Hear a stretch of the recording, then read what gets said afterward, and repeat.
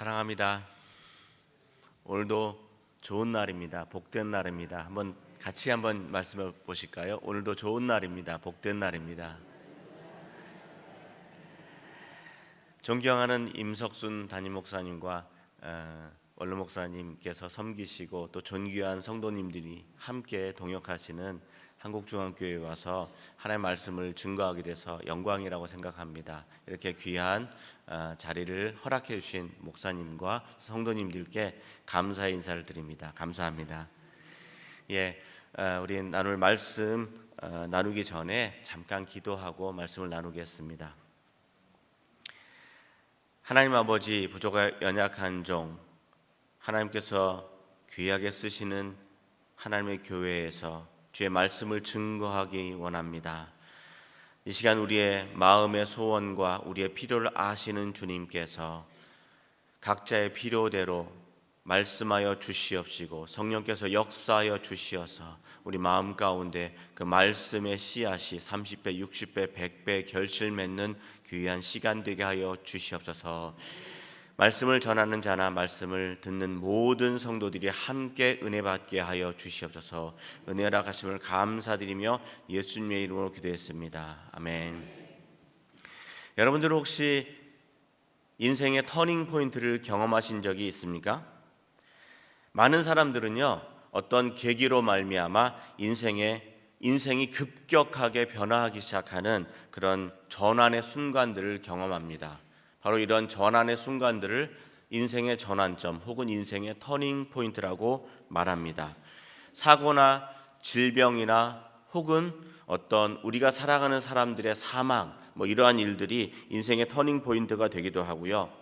배신 같은 어떤 인간관계에서의 어려움들 혹은 귀한 좋은 사람, 우리가 소위 말하는 귀인들을 만나는 그런 일들이 혹은 또 나쁜 친구들을 사귀게 되어서 그 인생이 급격하게 변하는 그런 터닝 포인트를 경험하기도 합니다.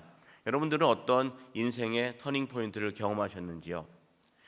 저는 1987년, 그러니까 몇 년 전에 한국에서 영화로도 제작되었던 그 1987년 한국의 역사가 그 경랑의 소용돌이 속에서 막 휩쓸리던 그 시대에 대학 생활을 시작했습니다.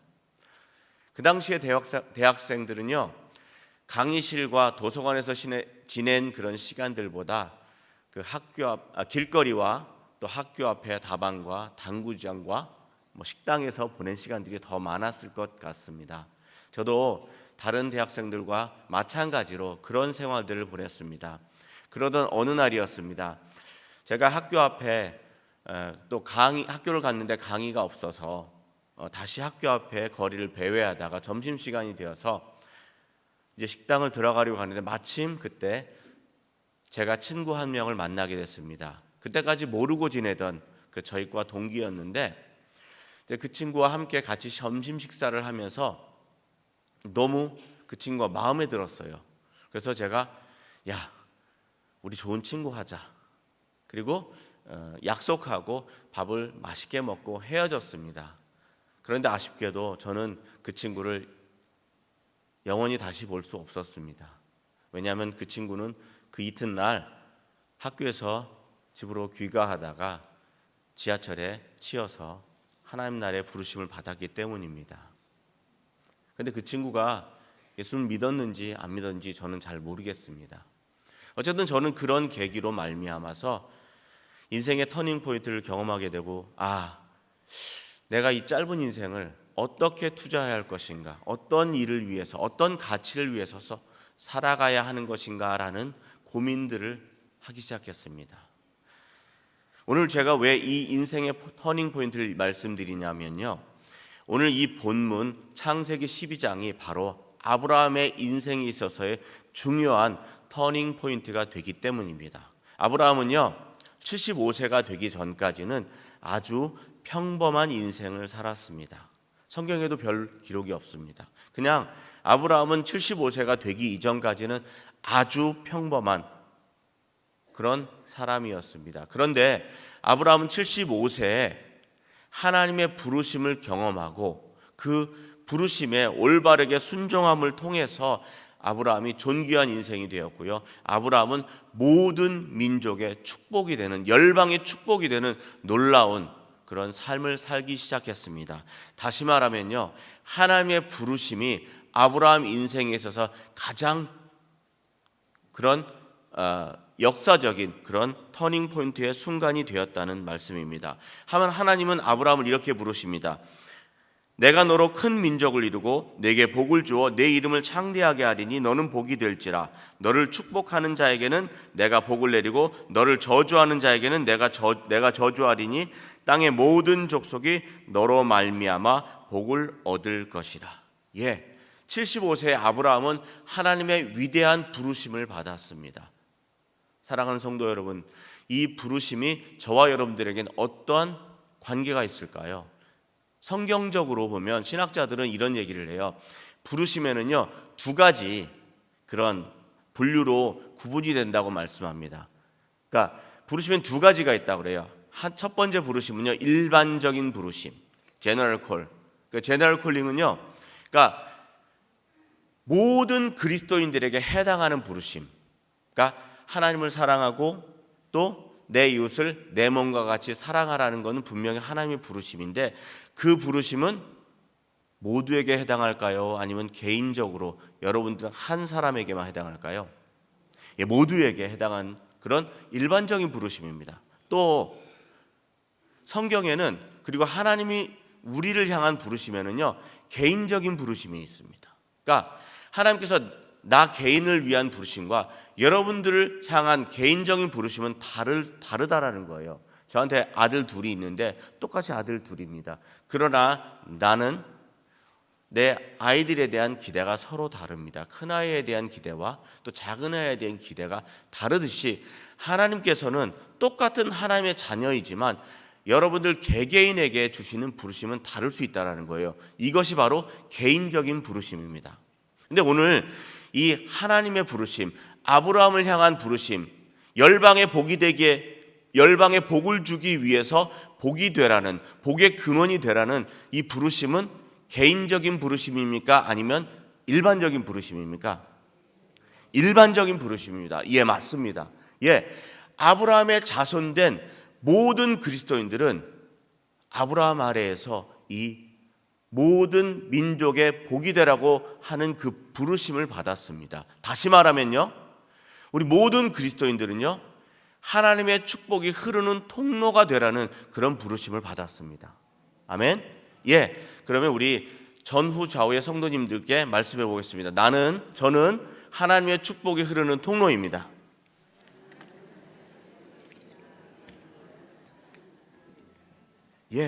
우리 모두는 하나님의 축복이 흐르는 통로입니다. 그러면 이 부르심에 우리 성도들은 어떻게 반응해야 하겠습니까? 이 위대한 부르심에 우리 성도들은 어떻게 순종해야 축복의 통로가 될 수 있겠습니까?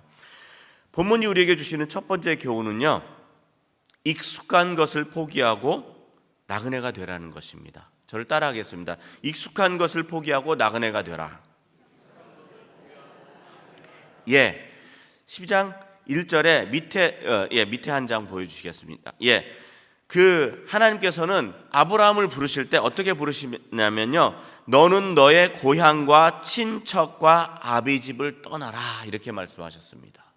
여기서 고향은요, 우리에게 익숙한 곳입니다. 그렇죠? 그 다음 친척은요, 우리가 의지할 수 있는 사람들입니다. 아버지의 집은요, 내가 일하지 않고도 먹을 수 있는 생활이 보장되는 곳이에요. 그런데 하나님께서 우리에게 도전을 주시기를, 우리의 인생이 하나님의 축복이 되기 위해서는 우리의 익숙한 것들을 내려놓을 줄 알아야 된다는 것입니다.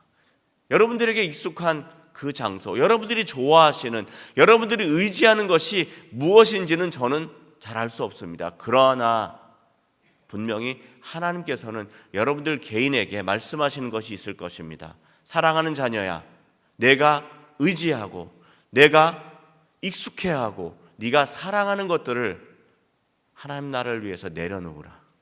그리고 나그네가 되는 그런 인생길을 걸어가라 라고 말씀하신다고 저는 생각합니다.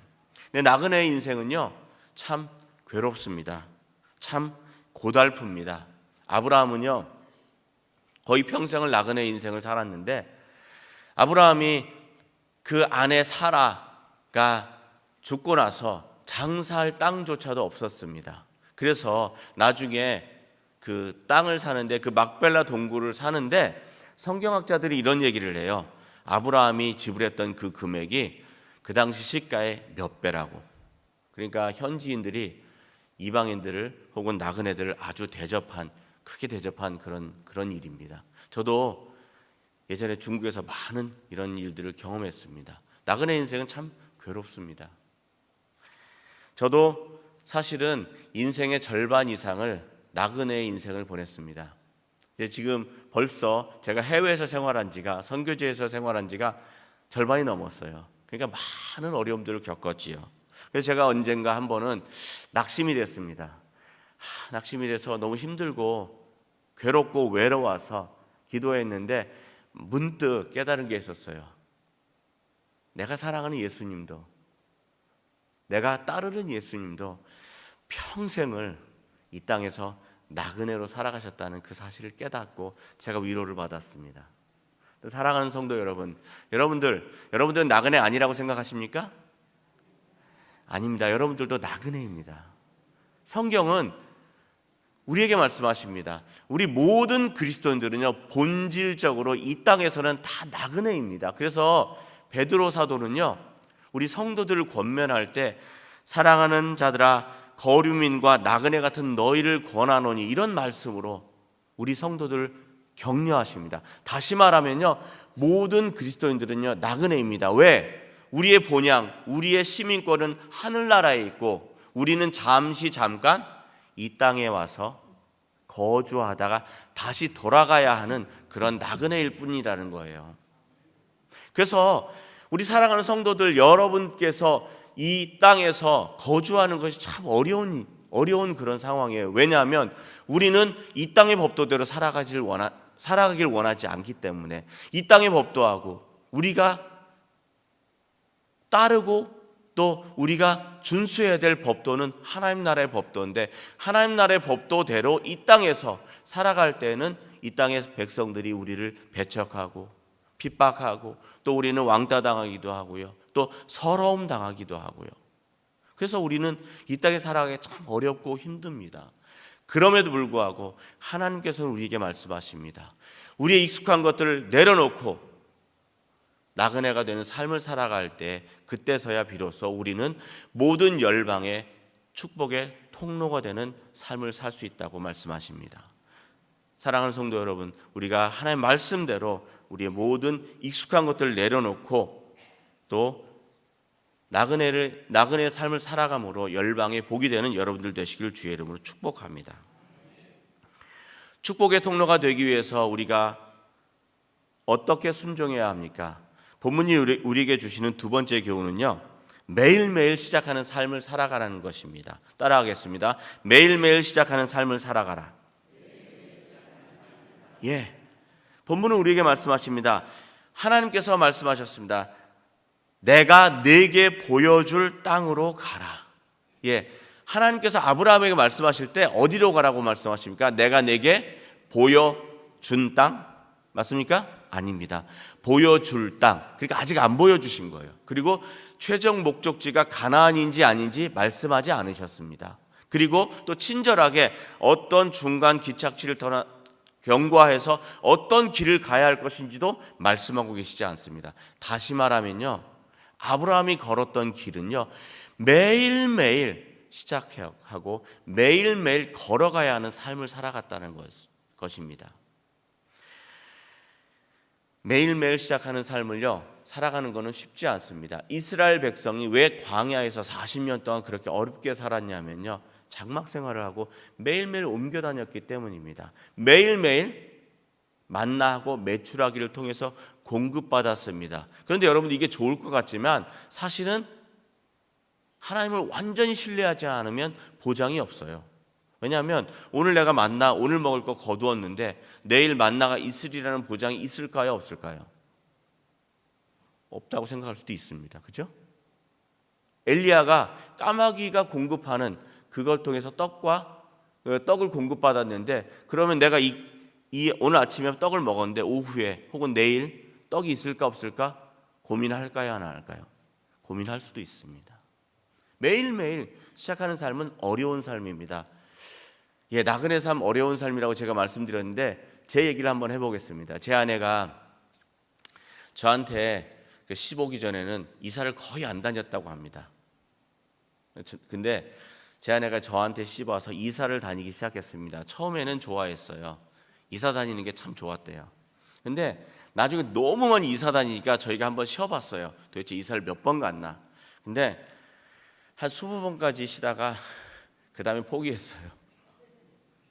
너무 이사를 많이 다니니까 가구를 몇 번 바꿨는지 모르겠습니다.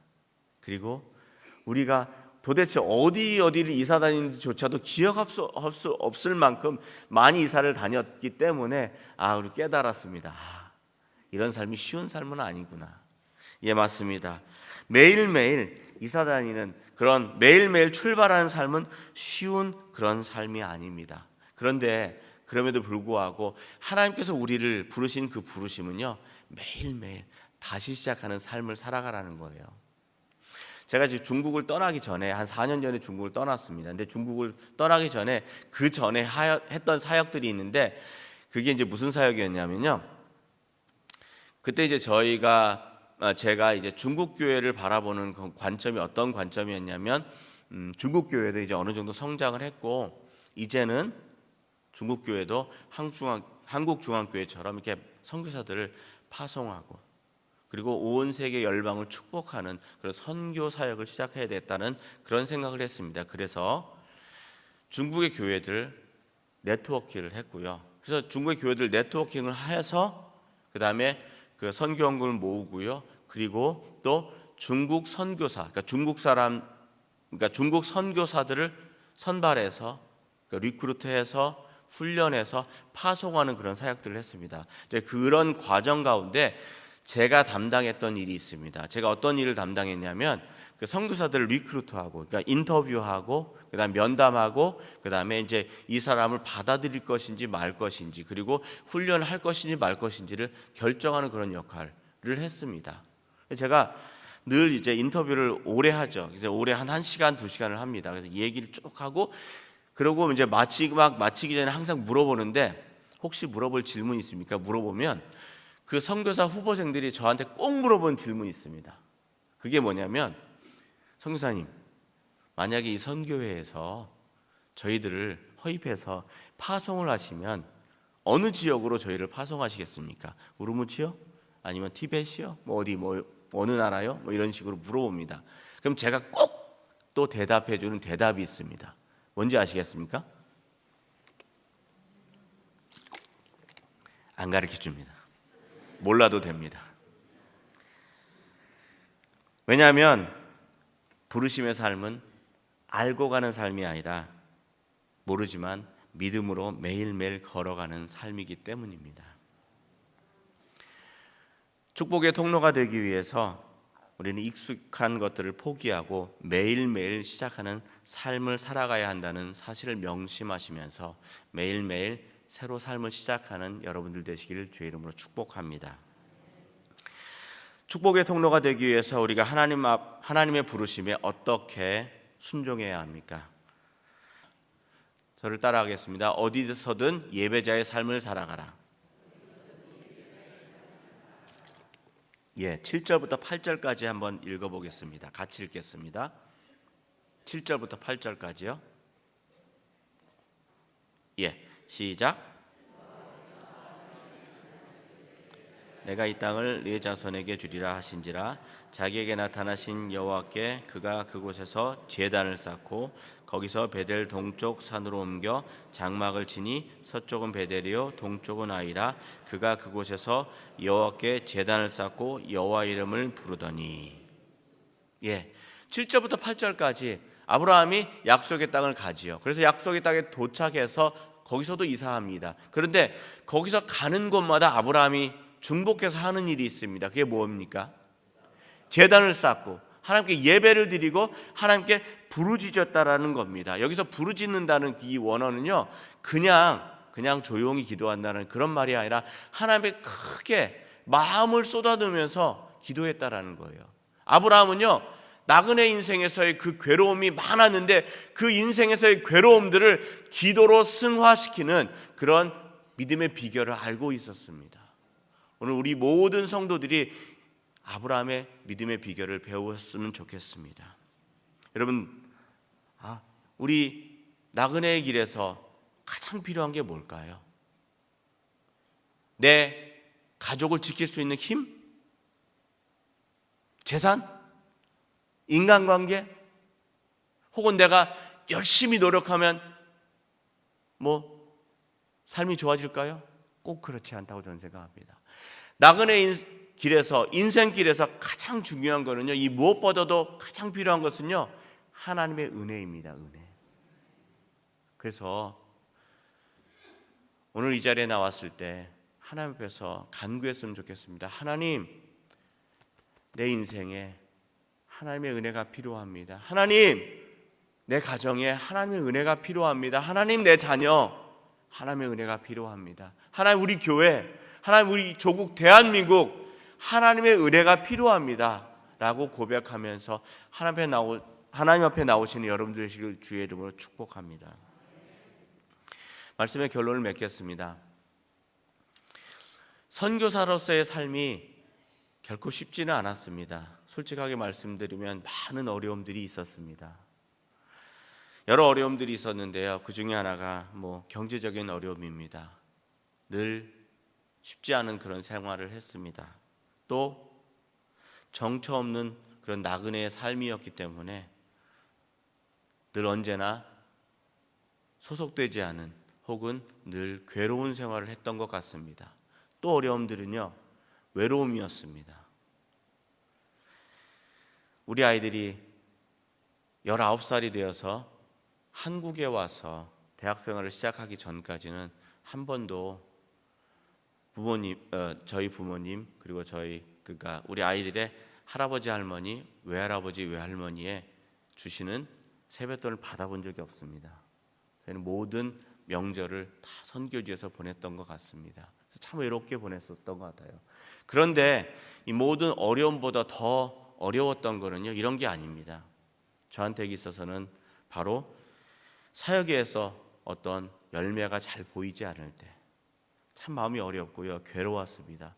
저는 성도들의 사랑과 기도를 많이 받고 또 은혜와 축복을 통해서 축복의 통로로 파송을 받아서 선교지에서 일을 하는데, 그 기대와 그 사랑과 또 그런 어떤 축복에 못 미치는 그런 결과가 소출될 때 저 마음이 참 괴로웠고요, 참 선교 편지 쓰기도 참 괴로웠습니다. 제가 4년 전에 중국에서 모든 사역, 재밌게 하던 사역들을 다 위양하고 위임하고 다시 대만으로 갔습니다.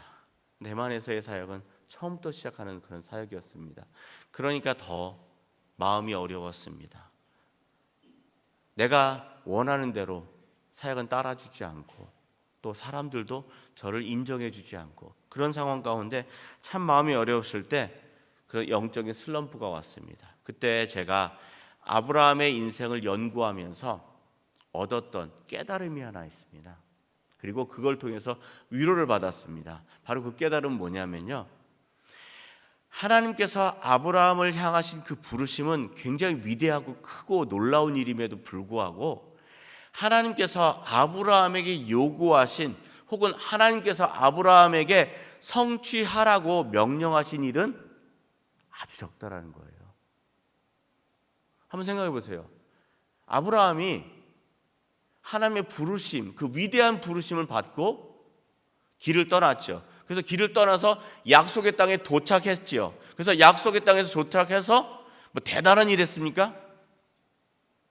저는 아무리 성경 찾아봐도 아주 대단한 일을 했던 것 같지는 않아요. 조카 롯을 몇 번 구출했다는 것, 그리고 심지어 자기 아내 장사 지을 땅조차도 없어서 시가 몇 배 주고 땅 한 평 구입한 것밖에 없어요. 그러니까 다시 말하면요, 아브라함은 75세에 위대한 부르심을 받았고요, 또 100세 때에야 비로소 딱 한 명의 자손을 낳을 수 있었고요. 그리고 175세가 되기까지 여기저기 옮겨다니면서 하나님을 예배하고 하나님과 동행하며 또 하나님 즐거워하며 기뻐하다가 하나님의 부르심을 받아서 하늘나라 간 것밖에 없습니다. 제가 이 사실을 통해서 깨달은 게 뭐냐면 하나님의 부르심의 포커스, 초점은요, 우리의 성과, 성취에 있지 않고요, 바로 우리의 존재, 우리의 being에 있다는 사실이에요. 하나님의 부르심의 포커스는요, doing에 있지 않고 being에 있습니다. 성취에 있지 않고 우리 존재에 있습니다. 이건 마치 제가 가끔씩 어쩌다 한국에 오는데 제 아이들 둘이 있는데 아르바이트 하라고 참 바빠요. 제가 바라는 거는요, 제 아이들이 아르바이트 힘들게 해서 돈 벌어서 뭐 선물 주는 그게 아니고요. 저는 그냥 아이들이 내가 사주는 밥을 먹고 나와 함께하고 나와 커피 마시고 나와 동행하는 것입니다. 하나님도 여러분들을 향하신 그 기대가 바로 이것입니다. 여러분들의 성과, 성취 있으면 좋지만요, 그것 없어도 하나님은 여러분과 저를 기뻐하시고요, 하나님은 여러분들이 하나님 앞에 나와서 이렇게 예배하고 하나님께 부르짖고 하나님과 동행하는 삶을 더 기뻐하신다는 사실을 명심하시면서 우리 위로와 격려를 받으시는 여러분들 되시기를 주님의 이름으로 축복합니다. 2020년 한 해는 참 쉽지 않을 것 같다는 생각이 듭니다. 신종 코로나 바이러스, 그리고 또 그것들로 인한 여러 가지 파생되는 경제적인 어려움들, 많은 어려움들이 예상되고요. 또 이러한 상황 가운데 우리가 하나님 앞에서 어떠한 것들을 구해야 되겠습니까? 바로 하나님 앞에 은혜를 구해야 합니다. 그러므로 여러분들 이제 하나님 앞에 나와서 하나님, 우리가 이제 주님의 은혜가 필요합니다. 매일매일 살아가는 주님의 은혜가 필요합니다라고 늘 구하시면서 늘 승리하는 삶 되시길, 그래서 아브라함처럼 모든 민족의 축복이 되는 삶이 되기를 주님의 이름으로 축복합니다. 기도하기 전에 우리 찬양팀 한번 나와서 같이 찬양을 한번 불러줬으면 좋겠습니다. 제가 가사 좀 띄워주시겠습니까? 이 가사가 참 제 마음에 와닿습니다. 이 찬양 혹시 익숙하지 않으실지 모르겠지만 그래도 함께 한번 먼저 가사를 읽어보고 또 찬양을 하고 그리고 제가 기도하고 마치겠습니다. 은혜 아니면 살아갈 수가 없네, 호흡마저도 다 주의 것이니, 세상 평안과 위로 내게 없어도 오직 예수뿐이네. 은혜 아니면 살아갈 수가 없네, 호흡마저도 다 주의 것이니, 세상 평안과 위로 내게 없어도 오직 예수뿐이네. 크신 계획 다 볼 수도 없고 작은 고난에 지쳐도 주께 묶인 나의 모든 삶 버티고 견디게 하시네. 은혜 아니면 살아갈 수가 없네, 나의 모든 것 다 주께 맡기니, 참된 평안과 위로 내게 주신 주 예수, 오직 예수뿐이네. 이 찬양이 저와 여러분들의 고백 되시기를 주님으로 축복합니다. 부르겠습니다.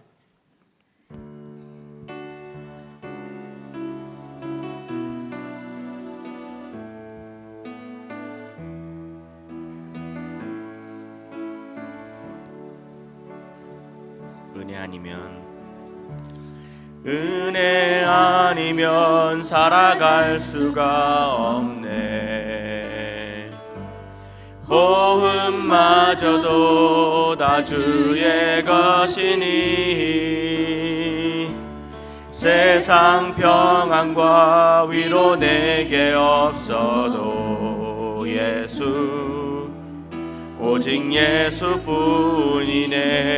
은혜 아니면 살아갈 수가 없네, 은혜 아니면 살아갈 수가 없네, 호흡마저도 다 주의 것이니, 호흡마저도 다 주의 것이니, 세상 평안과 위로 내게 없어도, 평안과 위로 내게 없어도 예수, 오직 예수뿐이네.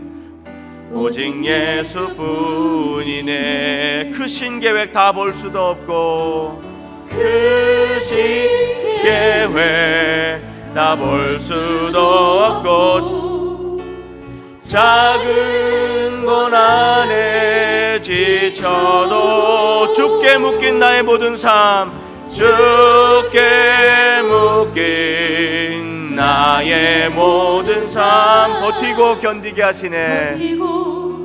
견디게 하시네. 은혜 아니면 살아갈 수가 없네.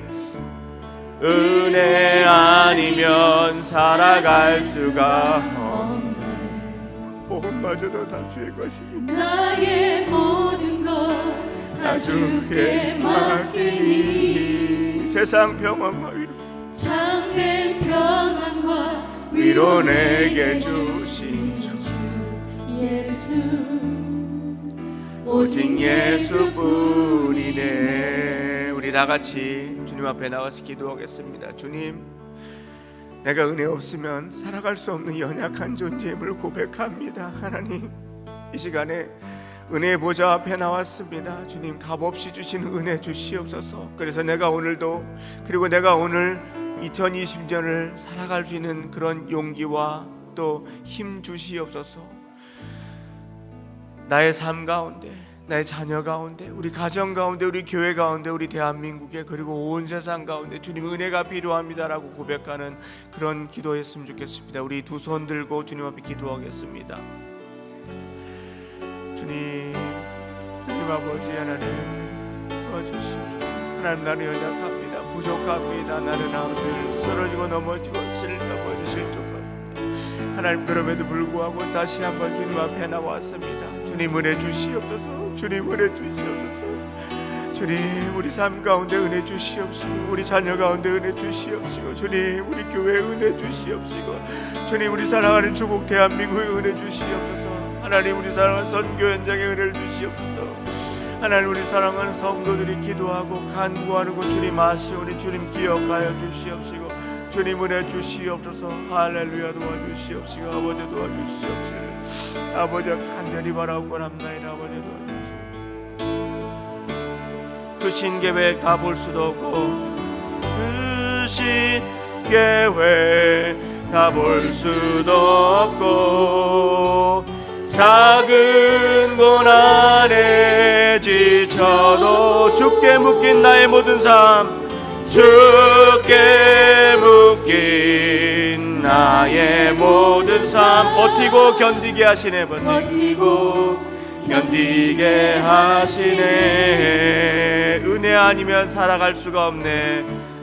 은혜 아니면 살아갈 수가 없네. 나의 모든 것 다 주께 맡기니 나의 모든 것 다 주께 맡기니 참된 평안과 위로 내게 주신 주 위로 내게 주신 주 예수 오직 예수뿐이네. 사랑하는 예수님, 우리가 주님 앞에 나왔습니다. 우리의 연약함과 부족함들을 내려놓고 다시 한번 주님의 은혜를 간구합니다. 주님, 종들의 삶에 은혜를 주시옵소서. 매일매일 걸어가는, 다시 살아가는 그 삶 가운데 주님 동행하시고 주님 역사하시고 인도하여 주시옵소서. 또 우리 교회에 은혜가 필요합니다. 하나님 은혜를 주시옵소서. 또 우리 나라 조국 대한민국에 은혜가 필요합니다. 주님의 은혜를 쏟아부어 주시옵소서. 또 그리고 선교 현장에 하나님의 각별한 은혜가 필요합니다. 주님 은혜 허락하여 주시옵소서. 늘 우리는 자격 없지만 값없이 주시는 그런 은혜 기대하며 나아올 때 우리 삶을 통해서 열방을 축복하시며 또 우리 삶이 모든 열방의 축복의 통로가 되게 하실 하나님을 기대하고 신뢰합니다. 예수님의 이름으로 기도했습니다. 아멘.